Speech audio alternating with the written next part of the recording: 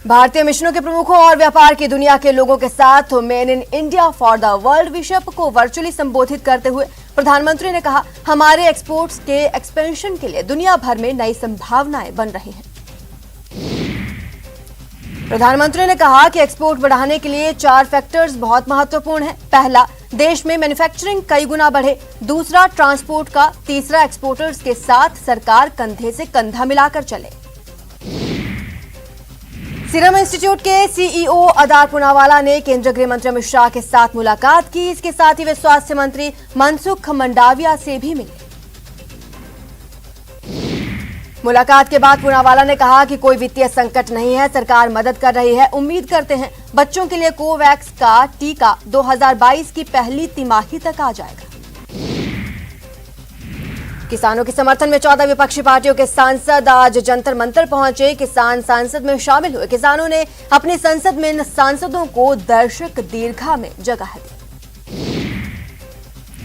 किसानों की संसद में किसी नेता को मंच पर ना तो जगह दी गई, ना बोलने का मौका, जो पहले से तय था। इस पर कांग्रेस सांसदों का कहना है कि आज वो अपना समर्थन देने पहुंचे थे। राजीव गांधी खेल रत्न पुरस्कार का नाम बदल दिया गया है और अब इस पुरस्कार का नाम मेजर ध्यानचंद खेल रत्न पुरस्कार होगा। पीएम मोदी ने ट्वीट कर इस बात की जानकारी दी। खेल रत्न अवार्ड का नाम बदलने पर कांग्रेस ने कहा कि मेजर ध्यानचंद के नाम पर राजनीति के लिए इस्तेमाल नहीं करना चाहिए था। राजीव गांधी खेल रत्न का नाम बदलकर मेजर ध्यानचंद के नाम पर रखने का कांग्रेस स्वागत करती है। राजीव गांधी खेल रत्न पुरस्कार का नाम बदलकर ध्यानचंद खेल रत्न पुरस्कार करने को कांग्रेस ने दुर्भाग्यपूर्ण बताया। कांग्रेस नेता आरसी चौधरी ने कहा, बीजेपी देश के इतिहास को मिटाना चाहती है, लेकिन इतिहास नाम बदलने से बदला नहीं करता। खेल रत्न पुरस्कार का नाम बदलने को लेकर मुख्य सचेतक महेश जोशी ने केंद्र पर निशाना साधा। कहा, इस फैसले से खिलाड़ियों का कोई हित नहीं होने वाला, सिर्फ राजनीतिक द्वेष के चलते केंद्र सरकार ने यह फैसला किया है। ओलंपिक खिलाड़ियों के लिए होगा सम्मान समारोह। 9 अगस्त को मेजर ध्यानचंद स्टेडियम में कार्यक्रम। प्रधानमंत्री मोदी समारोह में वर्चुअली जुड़ेंगे। हड़ौती संभाग में हुए भारी बारिश और बाढ़ से बर्बादी पर सीएम ने चिंता जताई है। सीएम ने ट्वीट कर कहा, राज्य सरकार राहत और बचाव के लिए हर संभव मदद का प्रयास कर रही है। प्रदेश की प्रतिभाशाली बेटियों को गहलोत सरकार ने दी सौगात। सीएम ने वीडियो कॉन्फ्रेंसिंग के जरिए मेधावी छात्राओं को स्कूटी बांटी। कालीबाई भील मेधावी छात्रा स्कूटी वितरण योजना के तहत समारोह का आयोजन हुआ। जम्मू कश्मीर के राजौरी में सुरक्षा बलों ने 2 आतंकवादियों को मार गिराया। अभी भी सर्च ऑपरेशन जारी। झालावाड़ में मूसलाधार बारिश की वजह से हालात बिगड़ गए हैं। भवानी मंडी कस्बे में भारी बारिश के चलते 2 मंजिला निर्माणाधीन इमारत अचानक भरभराकर जमींदोज हो गई। गनीमत ये रही कि इस दौरान कोई हताहत नहीं हुआ।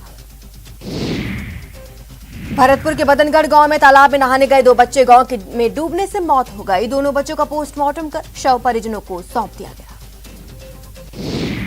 सीकर के सिंहासन गांव में एक 85 साल की बुजुर्ग महिला की हत्या का मामला सामने आया। मामला दर्ज होने के बाद पुलिस जांच में जुटी।